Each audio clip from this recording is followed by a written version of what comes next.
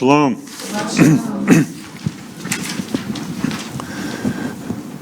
Well, today for some of you will probably be a rehearsing, a rehash maybe of last year in part. I put it together because I wanted to have a PDF to share with you all. A PDF that you can take, you can download them, you can modify them, add to them. And basically it's almost like a presentation of what is coming up. We're preparing for the Pesach, the Passover. That's coming up very shortly. Probably more swiftly than what we want to consider. But it is coming. And so it's interesting. I look at all the different passages, and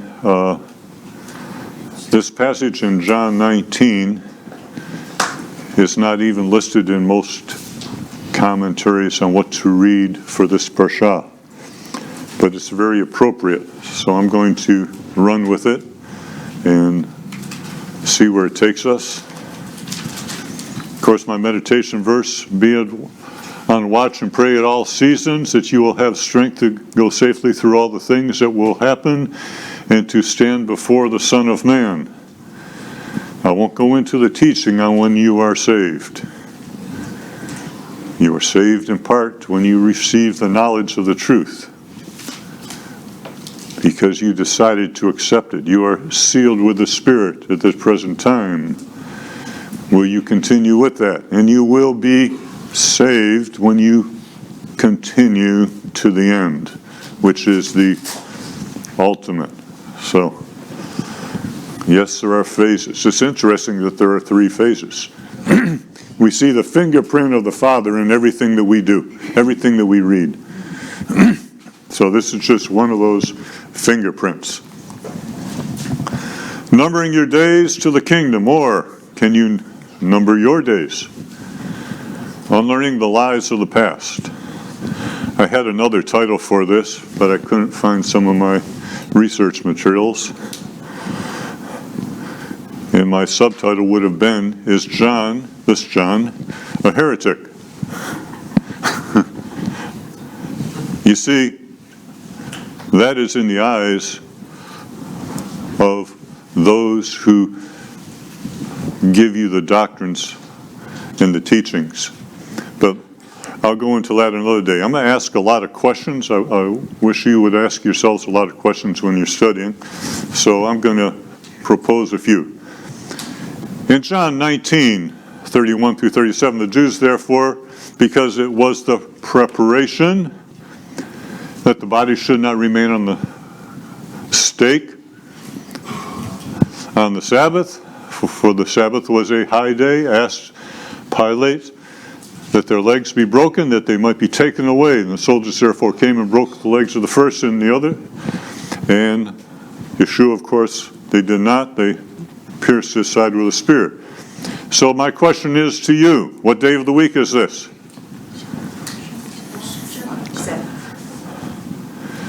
Preparation Day. Preparation Day. Friday. Official doctrine of the Catholic Church. In most Protestants, it's the Preparation Day is Friday. Anyway, the foundation stone, what foundation stone is being practiced here? Why did they go and ask Pilate to break the legs? If you know your Torah, you know what the foundation stone is. Why do we do the things that we do? Now, what Sabbath is being spoken of here? Passover. Oh, is there more Sabbaths than one? And is the Passover a Sabbath? Yes. Or is the first day of the Feast of Matzah a Sabbath? Yes. See, it's all in the way you word things. And who are the Jews? Okay. Howbeit the soldiers with the spear pierced his side, and straightway there came out blood and water. And he that has seen this has borne witness. Here's where John makes a stop in this text. And he actually describes to you in some of his texts what he saw at that moment when his side was pierced, because the earthquake had just happened moments before. And the rocks were split open. And if you read the story, it says the lintel, not the veil, the lintel in the temple was split from top to bottom, front to back in two. That would rip a veil.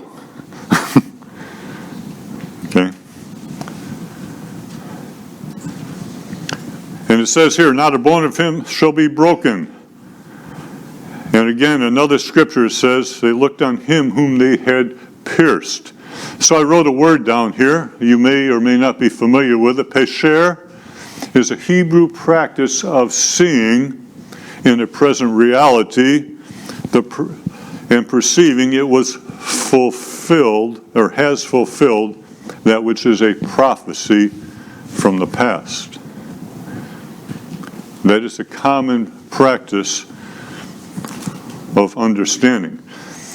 So the Pesher should not be confused, I wrote down here in the second paragraph, not to be confused with false applications which led people to follow Rabbi Akiva in his day and his endorsements of the falsely proclaimed Messiah Bar Kokhba.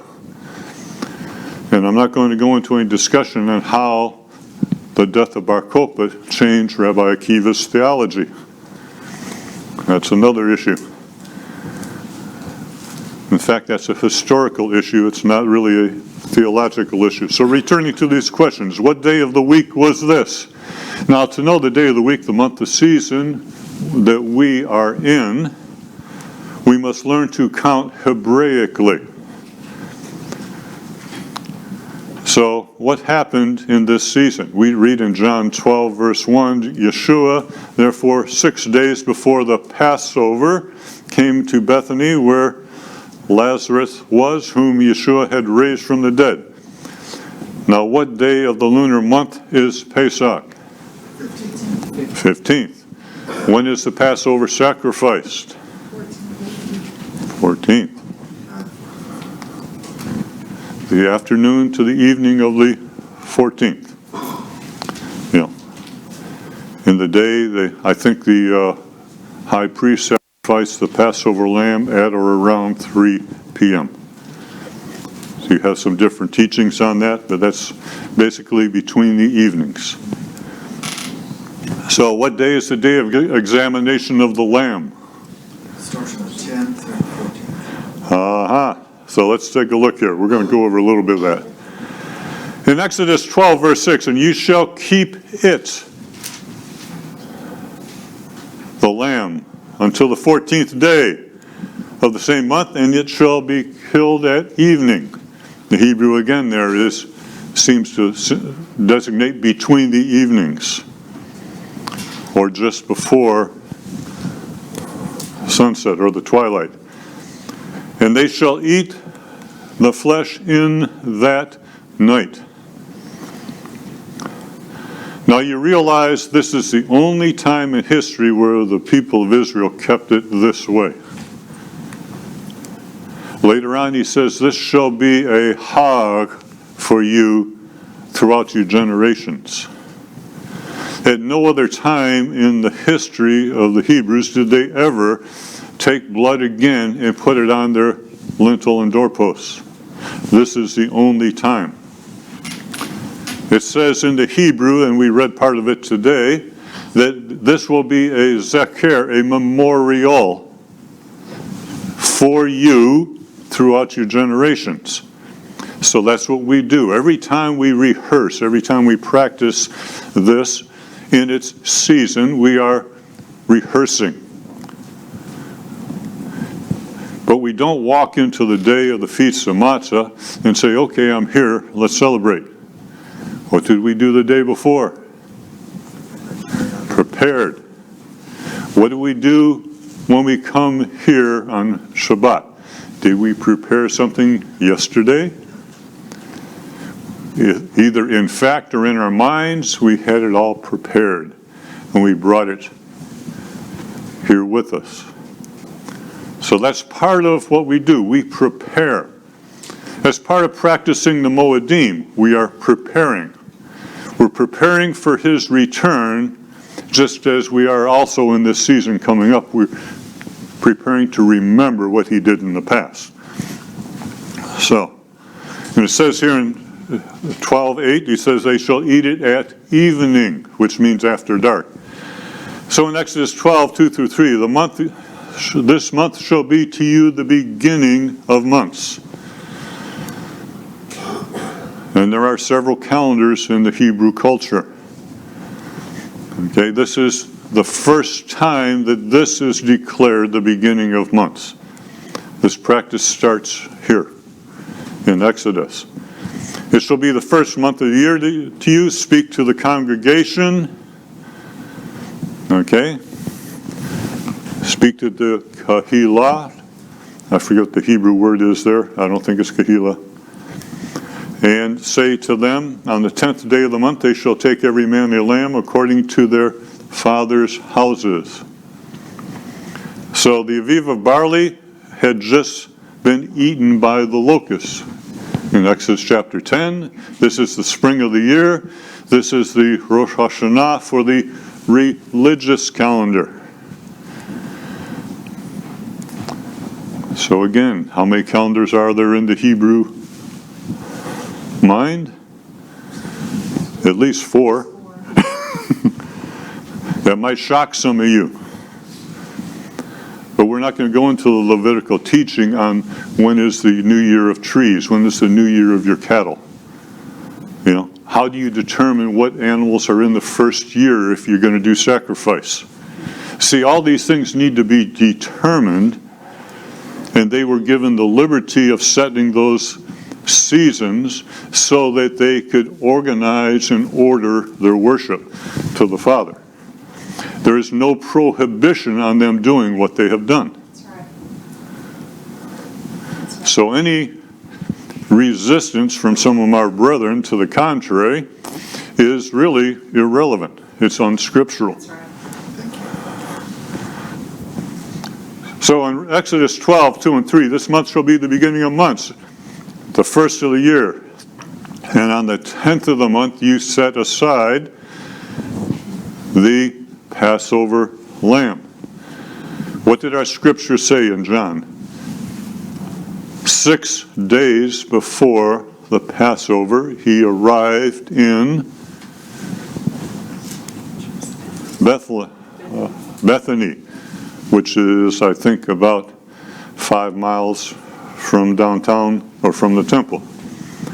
Okay, which day of the week was this? We will show this later. How many have examined the Passover calendar for this year? Anybody? Okay. I'm sorry, I get questions all the time, so I've already had to start doing that. But you will see this year, according to the rabbinic calendar, it mimics that day in that year about 2,000 years ago. Also, this next September, I'll have to check it again, I think is the 7th year of a Shemitah. I'm not following the rabbinical on that because they're a whole year away. I have other evidence on that that goes back 600-700 years. But if that is true, what comes 7 years after that? 2028, which is going to be what? Thank you. Yes. I'm just saying.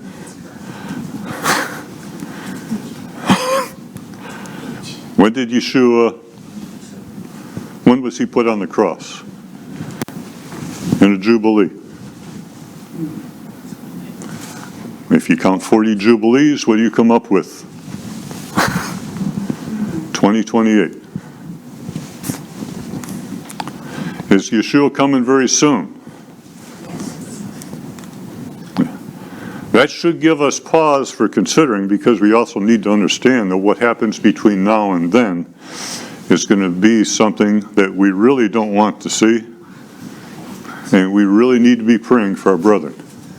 And we need to be praying for unbelievers, because of everything that is being set up now leads into the great tribulation and the day of the Lord. You know, we need to be strong for those who do not know. Okay, but moving on. I sidetracked there again. In John 19, 31 through 37, the Jews therefore came.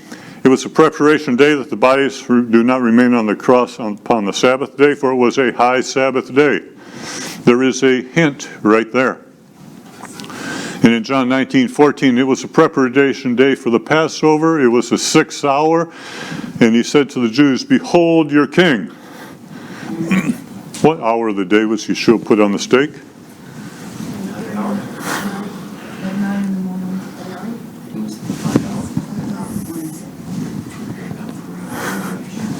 That one seems to indicate around noon. 6th hour of the day. Says it was about the 6th hour. But Right. back then, they weren't on our time. No, but they did number the daylight hours. Well, it Yeah, starts, instead of 6 o'clock in the morning. it can start it's based 1 on o'clock. sunrise. Yeah. Whatever. So, if it was a 6 hour based on the evening, it would have been midnight. No, but it was based on. But this was, see, this is where we have to reckon things a little bit differently. Because I believe for many years that he was put on the cross at 9 in the morning. And John seems to be very emphatic here. So, just for the purpose of today's argument, I'm going to stick with the noon issue right here. Now, what day of the first month is this that he's put on the stake? The 14th day. In Mark 15:42 through 43.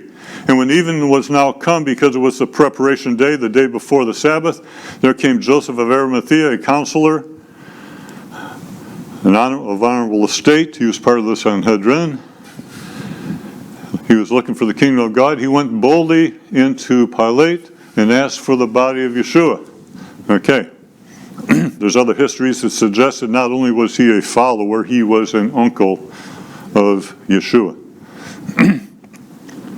And he had a personal private tomb already built for himself, which we understand through other histories he never used because he put Yeshua in it. Now you see, if you don't know how to count, you are going to always put the preparation day the day before the weekly Sabbath. So we need to understand that when that previous verse says that the Sabbath was a high Sabbath, at no time is the weekly Sabbath ever called a high Sabbath. Unless something particular and unique happens on that Sabbath, it will never be called a high Sabbath, but then it's still not called a high Sabbath. The day that falls on it is the high Sabbath. The high Sabbath is Yom HaMatzah, the day of Matzah, the Hag HaMatzot. Okay? So we see that in the text, if you don't know how to count, you don't understand there are 2 preparation days this week. You have the one for the high Sabbath, the first day of the Feast of Matzah, and you have another one for the weekly Sabbath. So, what day of the first month is this? This is the 14th day.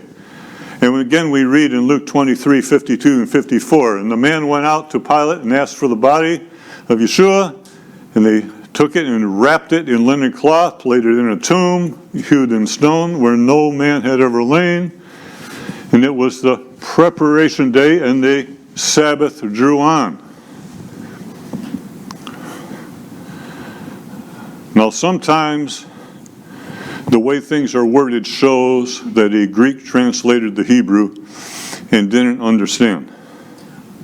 When you read the histories or the encyclopedias of the Catholic Church, of the early church fathers, you will see that they specifically use all these passages and claim, see, Yeshua really did die on Good Friday. Here's where you have to take a calendar out and learn to count. In this movement, you have to be able to count to 1, to 10, to 3, to 14, maybe 13, and to 7. It becomes very confusing at times. That's why I say take out a calendar, put it down in front of you, fill out the days of the lunar month. Not the Gregorian calendar. So what day of the first month is this? It's the 14th day that the Passover is offered. What day of the week is this? We haven't determined that yet. Now, if you did not catch that first verse, which I said in John 19, it was a high Sabbath. You might miss the counting Hebraically. So what must we do to overcome or correct this error? Okay, I'm going to sidetrack back a minute. The preparation day, before the preparation, the bodies should not remain on the cross upon the Sabbath. So what was the foundation stone there? I asked that question before, so I'm going to answer it right now. We read that in Deuteronomy 21, 22, and 23. For any person in any capital offense in which they are executed, it says very specifically that the body cannot remain overnight out in public. It must be taken down and buried, otherwise it does what? At the end down here. That you defile not the land which Yahovah your Elohim gives you. The principle is not to have your land become defiled. Now, why would the priest want to do that very specifically here and hurry things up? Is because you're coming to one of the 3 commanded hogs or feasts, and it's a high holy day. It's a high Sabbath. They most certainly don't want their land or their city defiled with blood.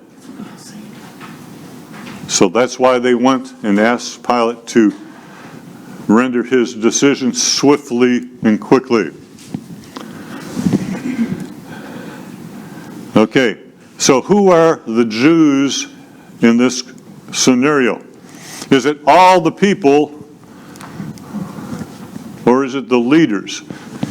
The Sanhedrin, the Sadducees, the Pharisees, other people in the halls of power, as we might call it.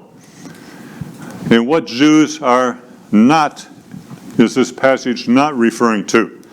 I'm going to suggest to you that the passage does not refer to all the people of Israel. The passage refers to the leadership. Specifically, we are told in the Gospels that Joseph of Arimathea and Nicodemus did not consent with the majority. So not all the leaders. Like Nancy Pelosi. I'm sorry? Okay. What biblical principle did they follow? There's a Torah principle that those two displayed. It was not planned. It was not a called meeting. It was not a called. Okay? Do not follow the majority. And also, To do evil. so a couple things. The Sanhedrin could not meet on a feast today. They were not allowed. It was against Torah. And they cannot meet at night. At night, and they met in Caiaphas' house in secret at night. So they violated completely. So, how many times can you violate procedure? Okay? We're seeing it live in living color right now. Okay. Yes. Does history repeat itself? I'm afraid so. Corrupt. So, what we see is that leadership, and you can't blame Jewish leadership only, these people.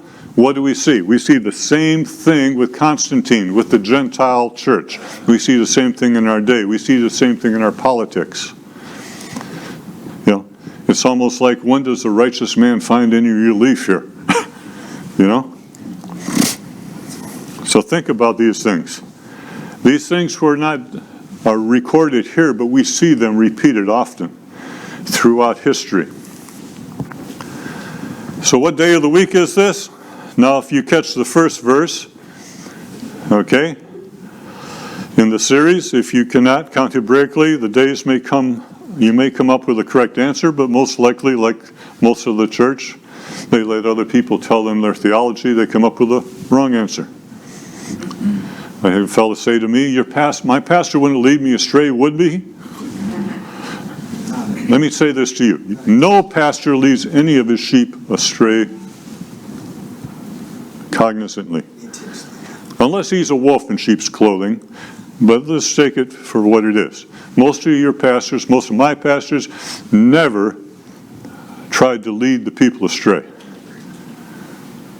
They wanted the people to follow Yeshua, the Messiah, and the Father with a sincere and pure heart. So, we should not condemn those who the Father has not yet enlightened. And maybe through your patience and mine, maybe they will listen to one of us. Maybe they'll listen to the Spirit through us. Or maybe we can pray that the Spirit will just reveal it to them. You know, He has His ways. So what day of the week is this? I had to throw some more verses in here. I am going to resolve this thing before we finish. In Mark 16, verse 1, and when the Sabbath was past, Mary Magdalene and all brought spices that they might come to anoint him. Excuse me, they bought spices. I said the word brought, I think. That's bought. By the way, these verses are in chronological order. The first two and the last two are together. Luke 23:56, and they returned and prepared spices and ointments, and on the Sabbath they rested. Now wait a minute, they just said they had a Sabbath, and now they're resting on another Sabbath. And they rested according to the commandment. So which Sabbath is this? Weekly Sabbath, thank you. Again, repeating this pattern right here with these first two verses. What happened next is going to be on the first day of the week. In Mark 16:2, and very early on the first day of the week, they came to the tomb when the sun was risen. So we know this is as it is dawning, as the light is starting to dawn. But on the first day of the week, at early dawn, they came to the tomb bringing the spices which they had prepared. When had they prepared them? On the preparation day for the regular Sabbath. Oh, I got some of you people's heads spinning. But we did cover this last year about this time. But perhaps we didn't put everything together. Okay, I'm sorry. So, what day of the week is this? In Matthew 27:62 and 64. Now, on the morrow, which was the day after the preparation, and here I know this guy had to be a Greek because he really messed this passage up. The day after the preparation, the chief priests and Pharisees gathered together to Pilate, saying, "Sir, we remember that the deceiver, while he was yet alive, said after 3 days he will arise again. Command therefore the sepulchre be made secure until the what? Third day? lest haply his disciples come and steal him away and say to the people, he's risen from the dead, and the last era be worse than the first. Now let me ask a question. Did the Pharisees declare that Yeshua would be 3 complete days in the grave? 3 days and 3 nights. Son of Jonah. Yeah. The answer is yes. Apparently so. So backing up on what some of you already picked up on, the Pharisees declared, Yeshua said that he would be 3 complete days in the grave. Now, I put one verse up here, but there's actually, I thought there was only 5 verses. I find out there's 13 or 14 verses here.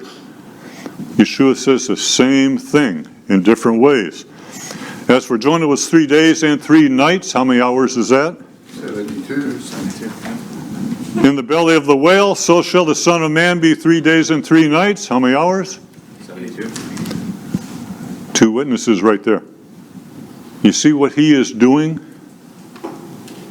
He's using the scriptural paradigm to prove and declare that this is absolutely set in stone.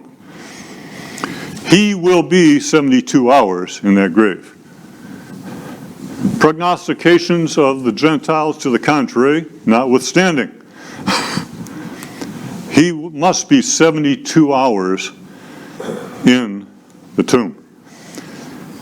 So do the count. How many times does Yeshua say 3 days, 72 hours? You count the verses, you got 14 times there. Now how many hours from Good Friday? Say about 6 p.m. until Sunday morning, 6 a.m.?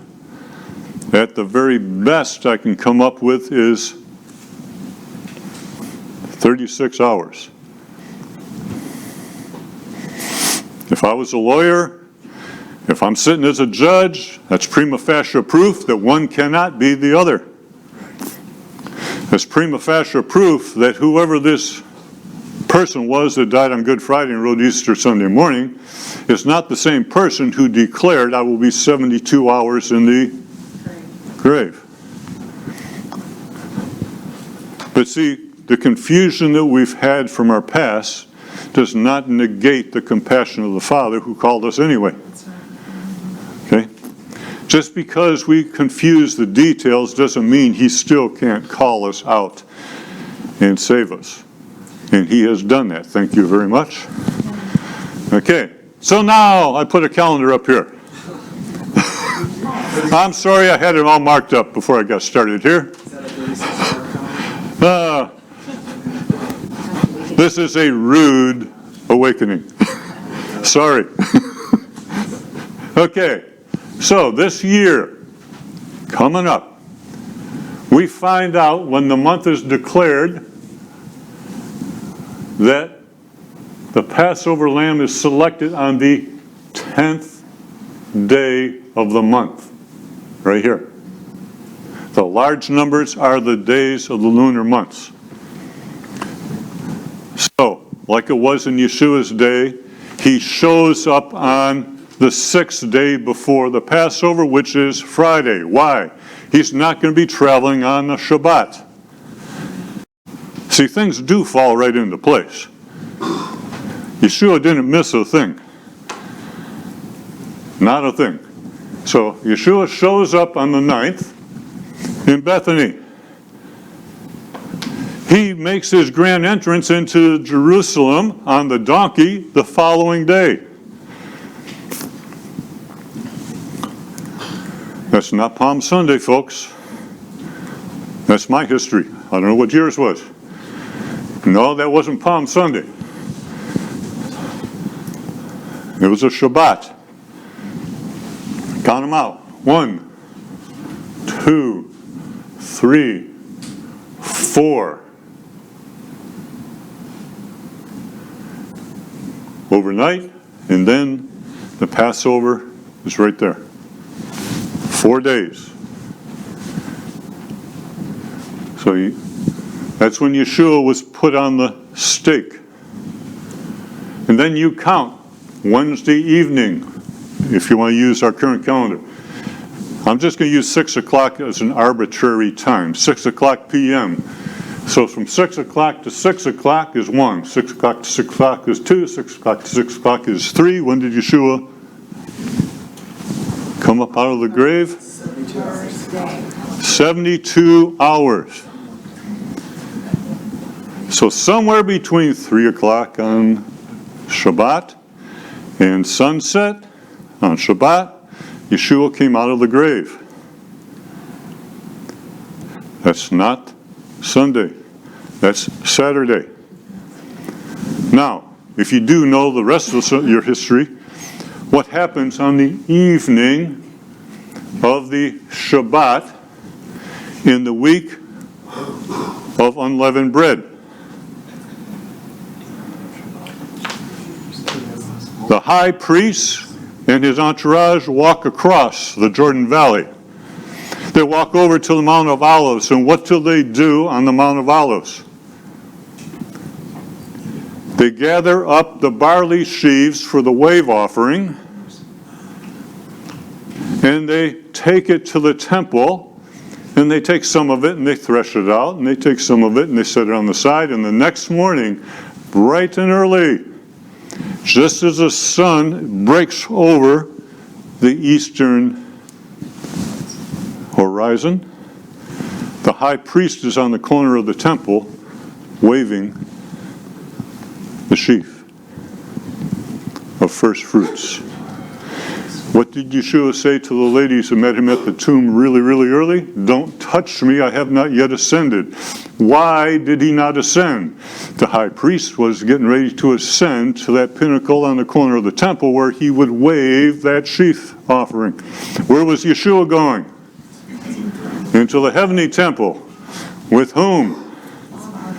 His wave offering. Here's where, I think it's in the book of Matthew, he says, many arose from the grave and walked around the streets. But you read about that early on, but no one else mentions it. Where did those go? Some of us believe that that's the 24 elders in the temple in heaven that went up with him as the first fruits, as the wave offering to the fathers. Nowhere else in the scriptures do we see any mention of the 24 elders before the writings of the apostles. Okay? Nowhere else. So that's John's hypothesis of where they came from. Can I absolutely prove it? Not until he comes. Okay. So we see that right here on the day of first fruits, Yeshua is up in heaven. He's presenting the first fruits offering to the Father. The high priest on the earth is on the corner pinnacle of the temple waving the sheaves. And they also had just ground out the barley for the meal offering to offer as the oblation on the altar. See, all these things, when you know how to count the days, when you know the procedure of the temple, then you understand how Yeshua fulfilled everything to the very minute and hour and letter. So Yeshua said he would be 3 complete days in the grave. So Yeshua rose on the evening of the 7th day of the week. It was dawning to the first day. Now I'm using some subtlety in language here, which might help us understand the Greek text. When I say dawning here, I'm not talking about the beginning of light, because I don't believe that's the way it is used in the original. The first fruits were gathered at the dawning of the first day of the week. At the twilight between the 7th and 1st day, he was on the Mount of Olives. He was gathering everything up. That was the dawning of the first day of the week, but it was not the dawning of light. But he was gathering while he still had light, just like the priests were gathering from the Mount of Olives while they still had light so they could rush back across the valley to the temple and sift out their barley. So the first fruits was gathered at the time on the Mount of Olives, and the wave offering will be offered the next morning. Yeshua, by virtually being in the grave on the 15th of the lunar month, did not celebrate the Pesach on the evening of the 13th at dusk, as it dawned to the 14th day of the week. See, sometimes we need to understand the subtleties of language. I'm using it here with you because I think you can handle it. Most of my church brethren just shoo me out the door. Crazy old man. But anyway. Now, go ahead. I'm going to rehearse a couple of things here. First of all, John the Immerser declared Yeshua to be what? Lamb who takes away what? Sins of the World. not just the Jews? With the whole, Okay. the whole world had been condemned. Sent that way. The Jewish people got called to be the first fruits of the nations. Okay? They got called to be the example for the rest of us. Okay? In John 1:29, on the morrow, he, John, Yochanan the Immerser, sees Yeshua coming again. He says, "Behold the Lamb of God who takes away the sin of the world."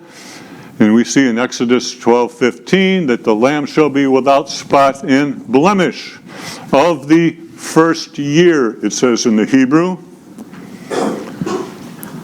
which is why you have 4 calendars. You shall take it from the sheep or from the goats. Yeshua was declared to be without guilt. And by the way, I only put down one quote here. There's about 5 of them. Yeshua,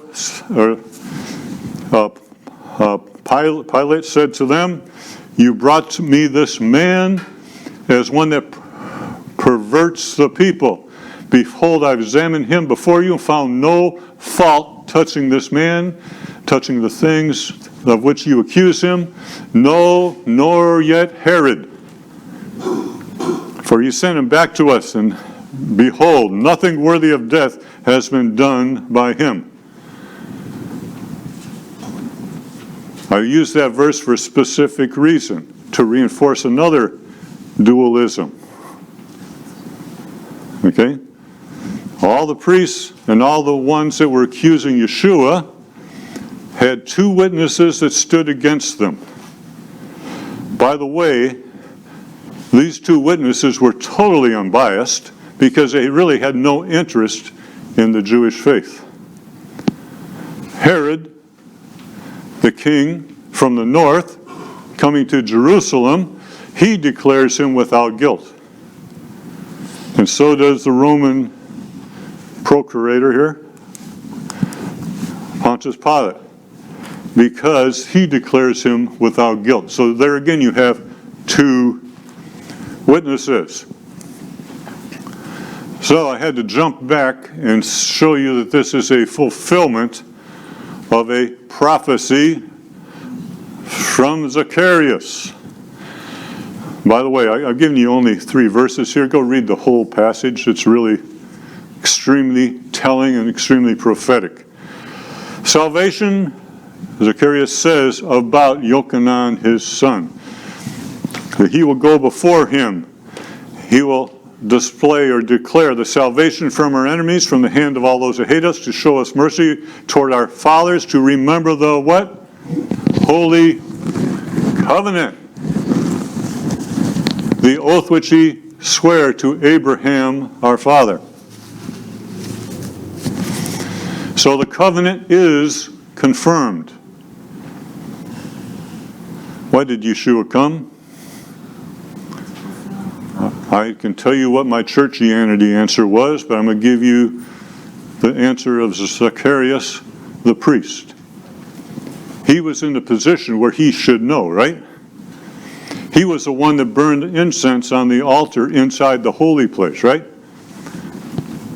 He, of all people, was a righteous man. He was declared so in the beginning of some of the books, some of the Gospels. He was the one that followed the ways of the Torah without seeking devious ways around it. That's what it says about Zacharias. That's the type of holy man he was. And he says that this one that was coming would confirm the covenant with Abraham, Isaac, and Jacob. So in Genesis 17:7, I picked this one arbitrarily. There's actually 3 places in 15, 17, and 12, I think. But in 17, I will establish my covenant between me and you and your seed after you throughout your generations for an everlasting covenant to be a, what? Elohim to them, to you and to your seed after you. Read that if you can find a good Hebrew text on that. He's declaring that he will keep the covenant throughout generations. Abraham went out the next chapter and went, his wife's in Abimelech's house. That didn't show a whole lot of faith, but what did the father show? He was faithful through all that. He, the father, keeps the covenant. Okay? So, I'm sorry, that was the conclusion I had. So I gave you a lot to question me about. So, thank you.